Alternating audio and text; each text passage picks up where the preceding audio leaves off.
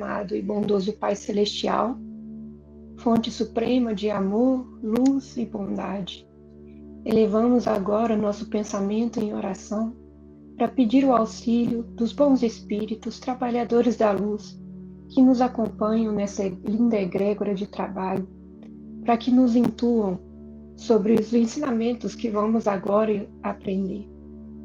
Que todos estes ensinamentos possam enraizar-se em nosso coração e nos mover a tomar atitudes, nos mover a colocá-los em práticas no nosso dia a dia. Pedimos, Pai, o amparo amigo de nosso Cristo Jesus, da egrégora que trabalhou para a concepção dessa obra. Que todos estes bons espíritos e trabalhadores possam estar agora conosco e possam nos auxiliar neste trabalho. Que assim seja, com a graça de Deus.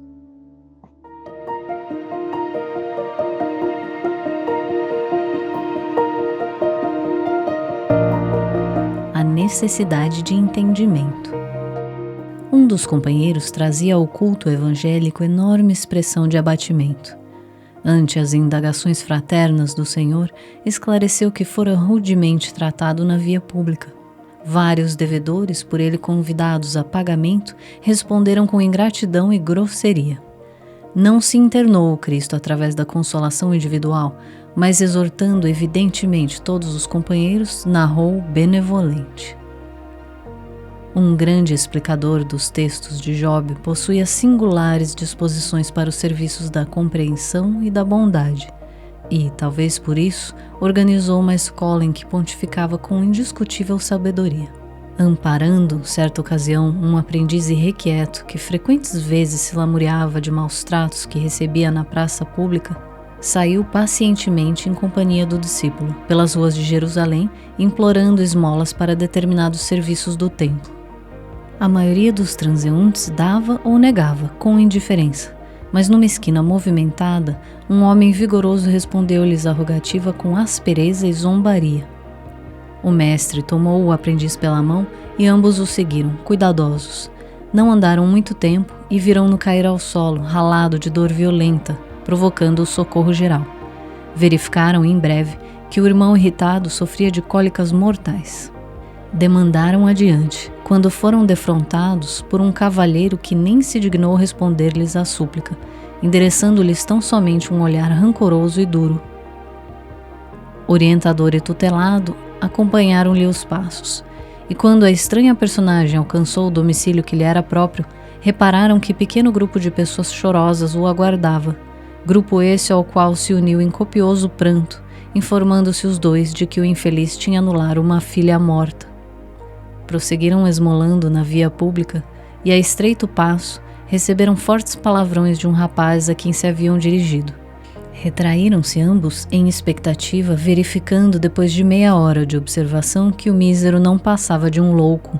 Em seguida ouviram atrevidas frases de um velho que lhes prometia prisão e pedradas, mas, decorridas algumas horas, souberam que o infortunado era simplesmente um negociante falido que se convertera de senhor em escravo, em razão de débitos enormes.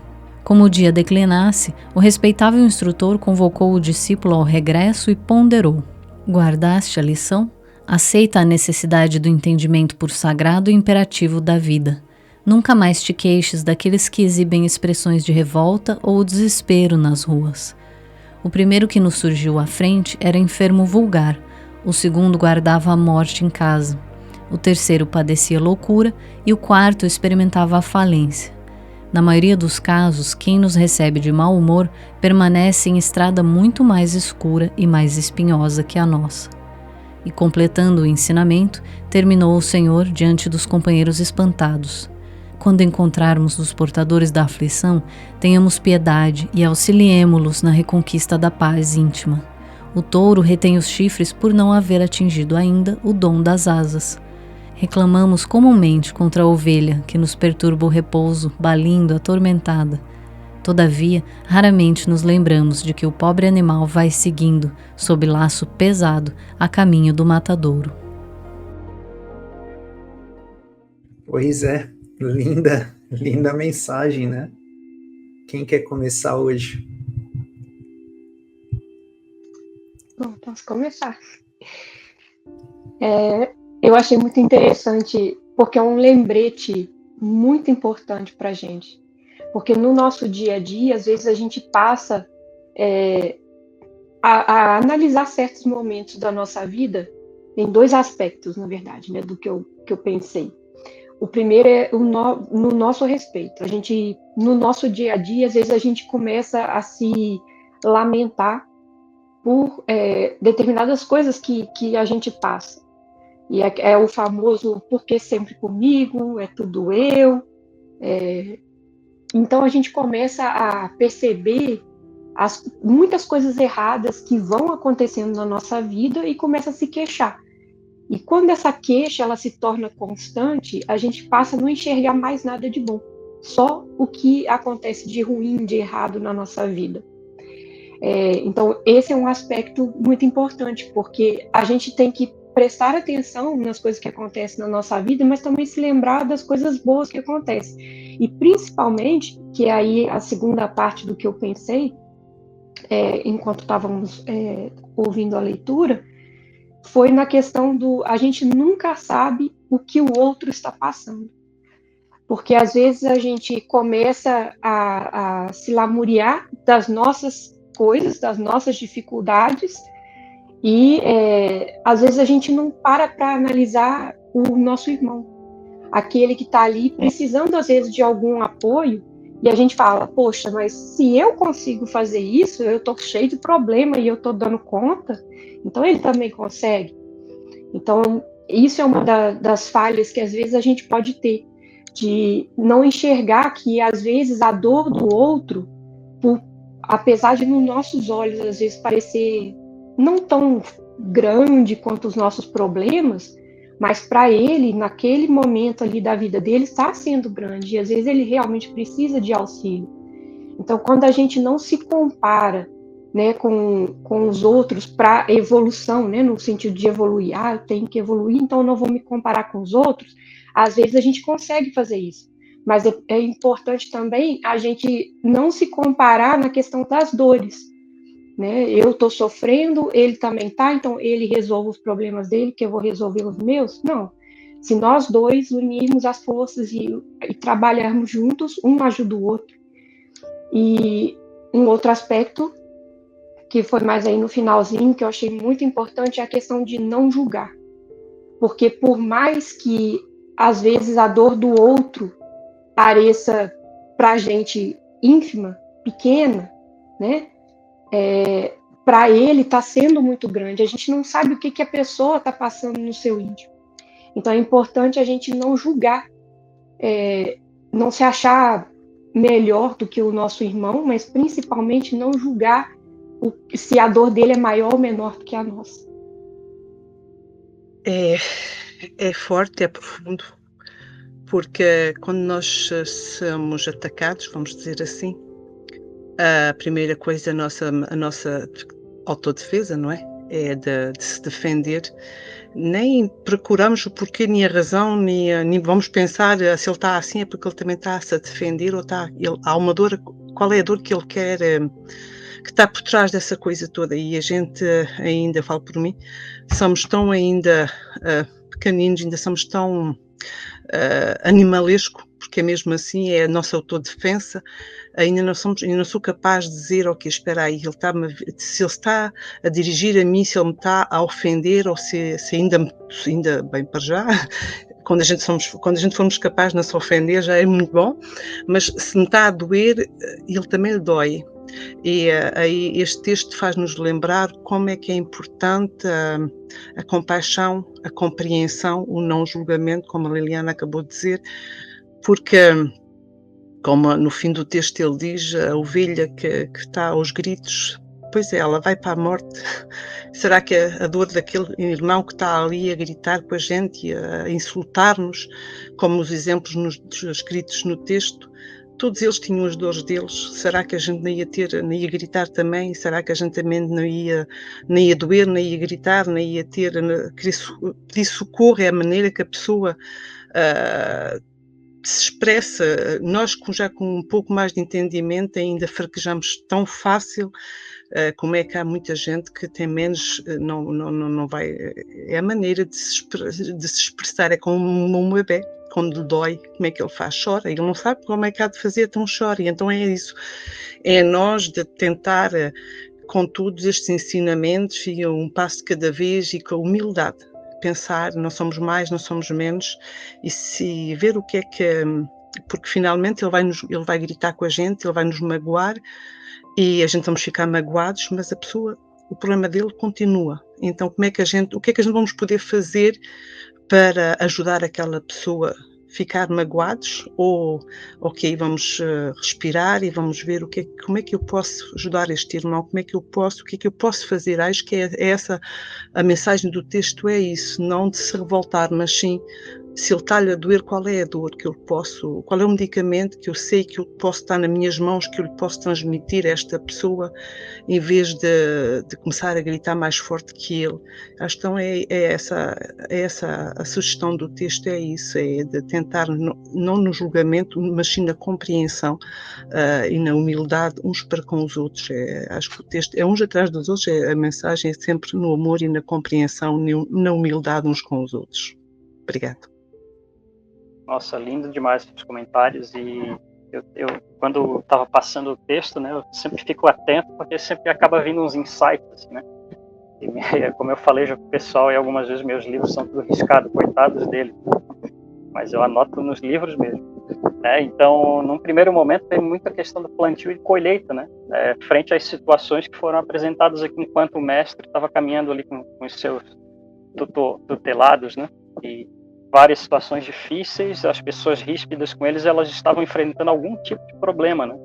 Então, a primeira coisa que me veio muito foi essa questão do plantio e colheita. O que a gente está plantando e qual a qualidade dos meus plantios ao longo do meu dia, da minha semana, dos meus anos, né, de vida na Terra, né? E se a gente para refletir sobre isso, a gente já fez bastante plantio inadequado também, né? Só que às vezes um ato de bondade ele cobre uma multidão de pecados, né?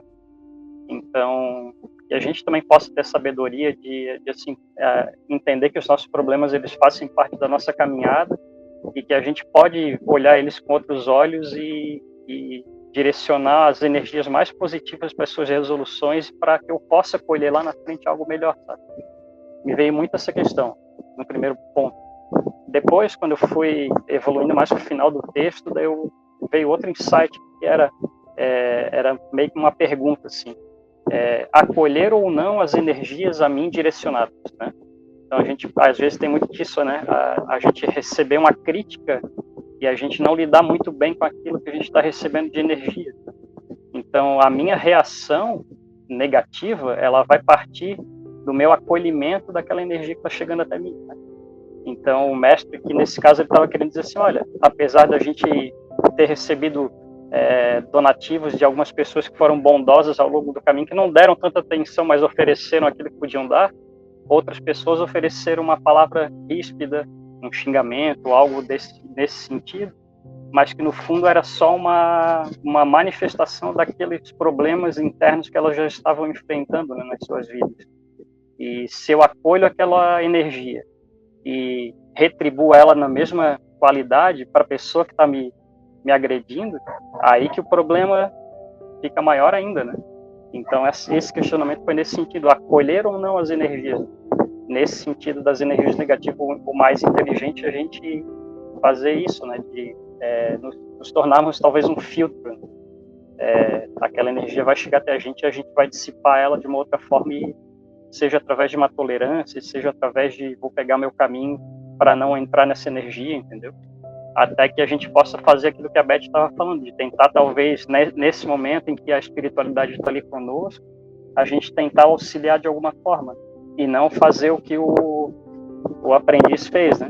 Chegou todo bravo para o mestre falando que estava recebendo essas palavras das pessoas, né, ríspidas e tal, e isso estava incomodando ele. E voltando aqui ao início do texto, né, do título, e veio um outro insight. A necessidade de entendimento é o título desse texto. E aí veio o seguinte: a necessidade de entendimento passa pelo não acolhimento das energias da ignorância, né? Então, para eu poder entender a situação da pessoa, eu nunca vou poder acolher essas energias.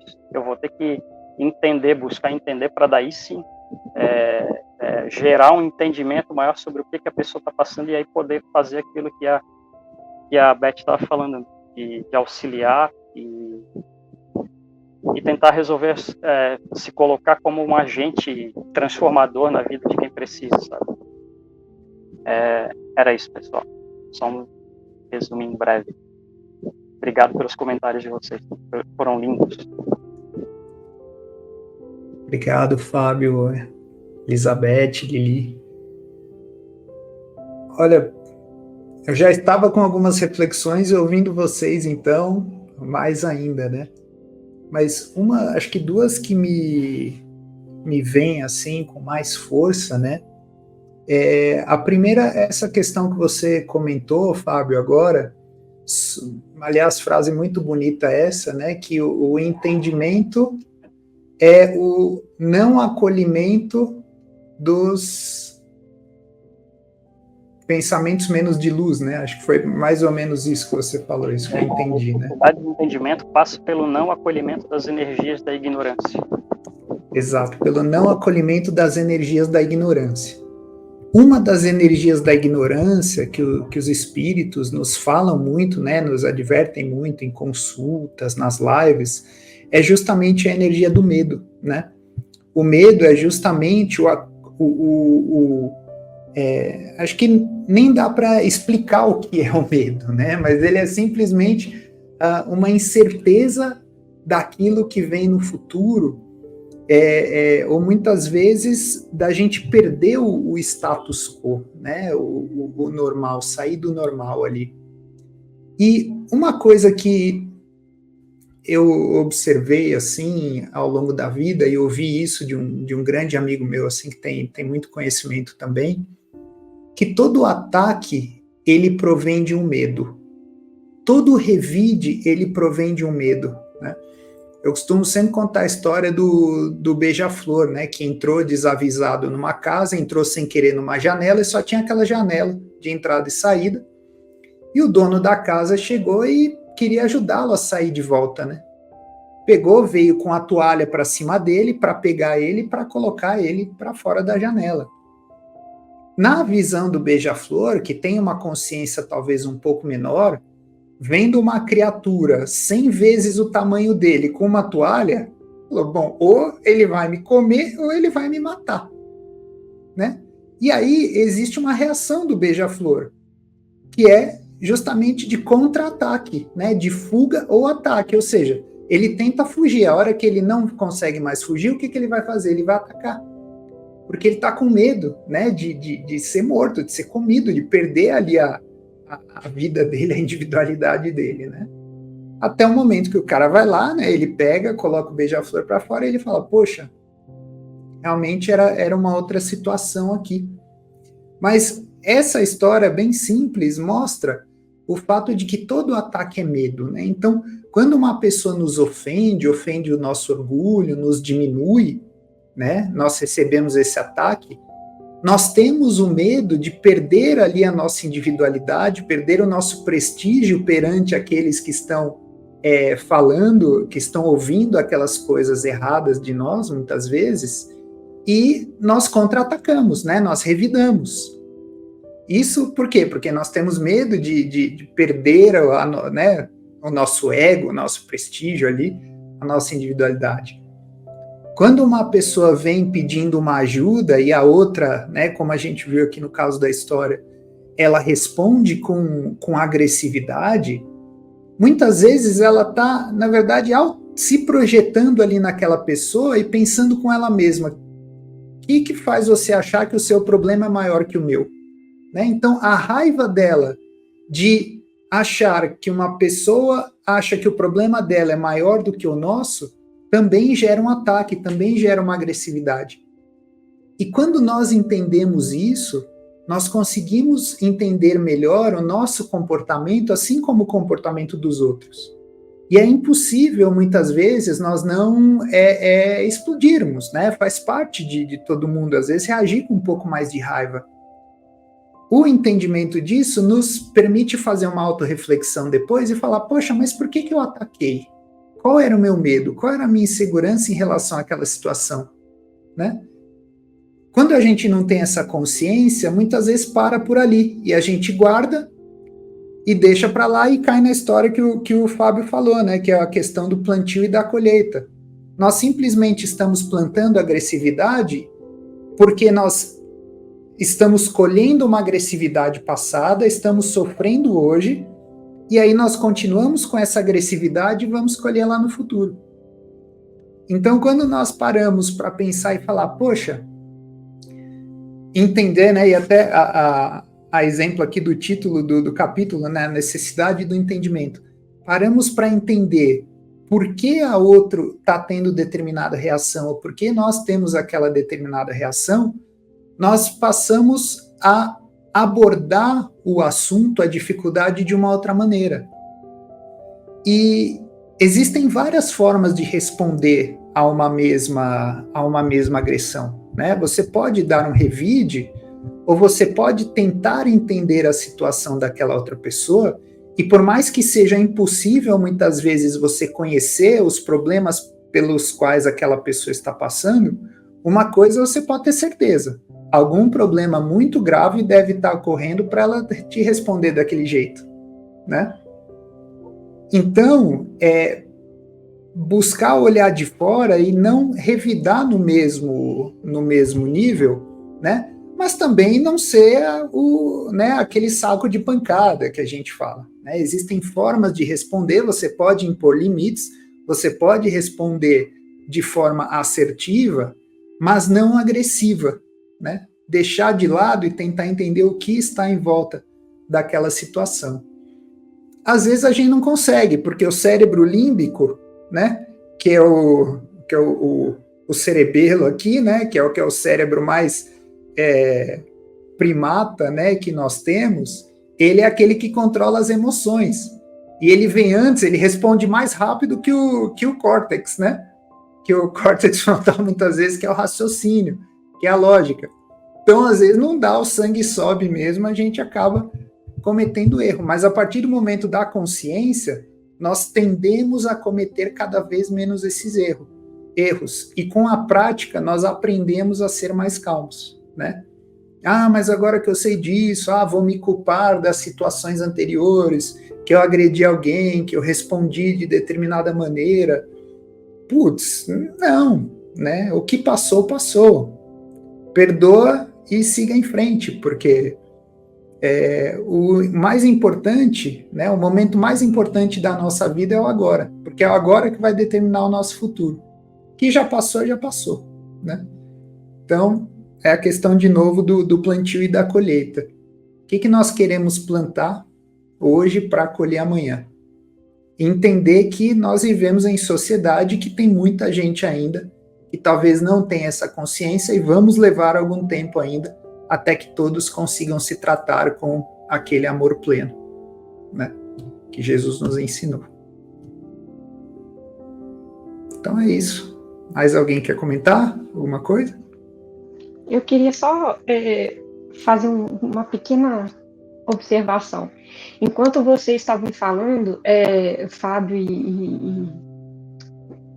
e Reinaldo, eu estava aqui pensando muito na questão das leituras que a gente já fez, e dos filmes também, por exemplo, O Nosso Lar, né? Para quem assistiu agora o Nosso Lar 2, não vou dar spoiler, mas para quem assistiu agora o Nosso Lar 2, quando a gente vê ou lê a respeito do comportamento, né? Dos mensageiros, dos nossos irmãos que já estão assim digamos, num nível de evolução um pouquinho mais elevado do que a gente, né?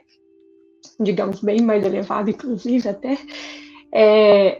A gente vê que não tem justamente essa questão do julgamento, que quando olha para a gente, né, e todo mundo, né, porque não é porque a gente está aqui estudando sobre espiritualidade que a gente é melhor do que ninguém. A gente tem as nossas falhas igual todo mundo, e a gente também está tendo as nossas batalhas internas para justamente não julgar, não brigar, né, amar mais o próximo. Então a gente também está nessa caminhada. Se não tivéssemos nesse nível, a gente nem estaria aqui. Mas quando a gente vê como esses irmãos mais evoluídos espiritualmente agem, né?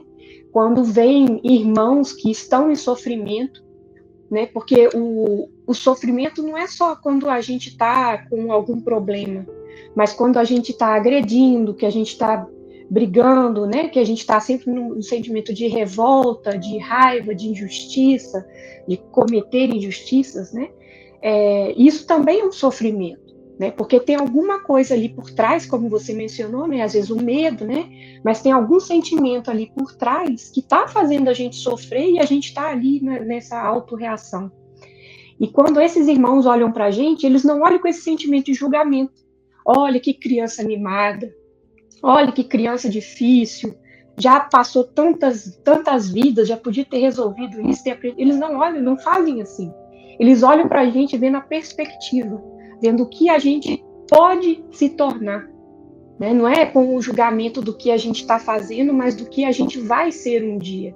Sabendo que talvez vai demorar um pouquinho, para algumas pessoas vai ser um pouco mais rápido, para outras mais devagar um pouquinho, mas todo mundo vai chegar num único objetivo, que é a evolução espiritual, que é a conexão de novo com a fonte suprema, né, de vida, com Deus.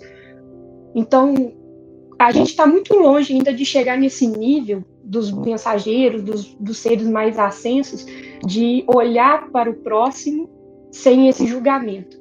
Mas se a gente tentar, no nosso dia a dia, até conosco mesmo, né? Quando a gente olha com as nossas autocríticas, né?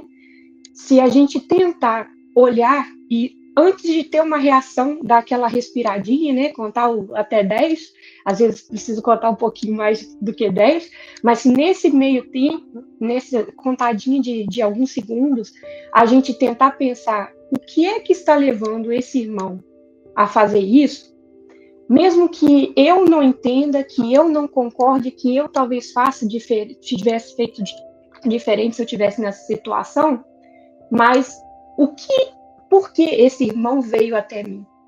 Porque se essa situação está acontecendo, esse irmão está em dor, está em sofrimento, mas veio até mim, e o que eu posso fazer por esse irmão? Porque às vezes nada é por acaso, né? Então, se esse irmão veio até mim com essas palavras duras, né, com esse comportamento um pouco mais agressivo, por quê? O que eu posso melhorar em mim? O que isso está me alertando da minha reforma íntima, do que eu posso fazer em mim? E como eu posso auxiliar esse irmão? Ou se eu não posso auxiliar esse irmão neste instante, não foi alguma coisa que eu fiz nessa vida? Será que foi alguma coisa pregressa? E por isso esse irmão está vindo até mim, para que a gente possa resolver uma situação? Então tem muitas pequenas coisinhas que a gente pode observar, mas que quando a gente para pensar, o caminho é longo, falta muita coisa ainda para a gente chegar no nível do não julgar, de ser uma pessoa melhor, mas o importante é que a gente está no caminho, né? A gente está tentando. Perfeito. Então acho que é isso, pessoal. Mais algum ponto? Então tá bom. Queria agradecer primeiramente a vocês aqui que nos assistiram, que nos prestigiaram, e esperamos que possa agregar um pouco mais de conhecimento à sua vida, que possa trazer mais reflexões. Gostamos de ouvir as reflexões de vocês então também, então podem deixar aqui nos comentários do vídeo, dar o seu like também, encaminhar para aquelas pessoas que vocês acham que possam se beneficiar desse conhecimento também. Agradecer aqui aos meus colegas também, Fábio, Elizabeth, Liliane, e nos vemos no próximo vídeo. Fiquem com Deus. Um abraço.